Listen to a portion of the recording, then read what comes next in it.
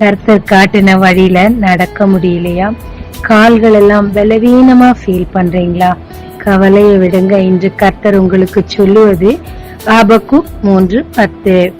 ஆண்டவராகிய கர்த்தர் என் பலன், அவர் என் கால்களை மான் கால்களை போலாக்கி உயரமான ஸ்தலங்களில் என்னை நடக்க பண்ணுவார். இந்த தேவ மனிதன் இந்த ஜெபத்தை செய்யும் போது ஒரு விசுவாச அறிக்கையாக தேவன் செய்து முடித்ததாகவே கருதி ஜெபிக்கிறார். இஸ்ரவேல் ஜனங்க வனாந்திர மார்க்கமாய் நடந்த போது அவங்க கால்கள்ல இருந்த செருப்பு கூட பழசாகலையாம். அதை தேவனால் மட்டும்தான் செய்ய முடியும். ஏன்னா பாலைவனம் மணற்பாங்கான இடம். அதுல நார்மலா நடக்கிறதே ரொம்ப ரொம்ப கஷ்டம்.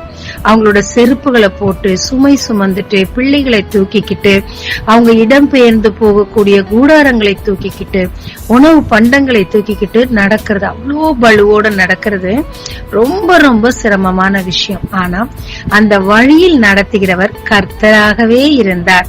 கர்த்தர் அந்த வழியை அவங்களுக்கு சூஸ் பண்ணார். ரொம்ப பெரிய பிரச்சனைகளிலிருந்து விடுவித்து கொண்டு வந்தார்.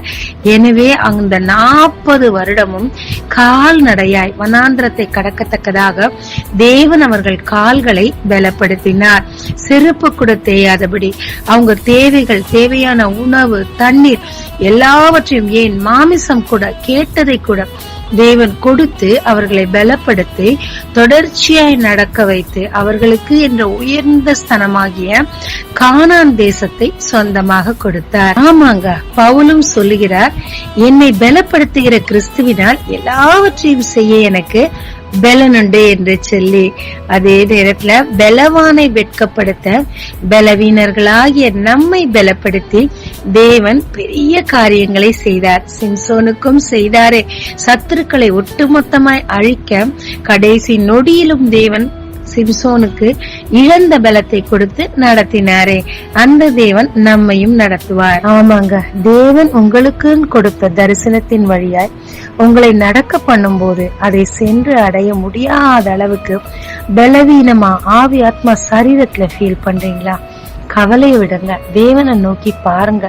உங்களை பலப்படுத்தி உங்களுக்கு என்று நியமித்த அந்த உயரமான ஸ்தலத்தில் உங்களை நிச்சயமாய் கொண்டு போய் விடுவாருங்க.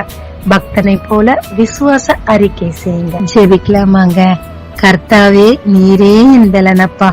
என்னையும் பலப்படுத்தி என் கால்களையும் பலப்படுத்தி நீர் எனக்கு என்று நியமித்த உயர்ந்த ஸ்தலத்தை அடைய எனக்கு கிருபை தாரும். இயேசு மூலம் பிதாவே, ஆமென். இந்த நாளில் உங்களை ஆசீர்வதிக்கும் ஜீசஸ் விஷன்.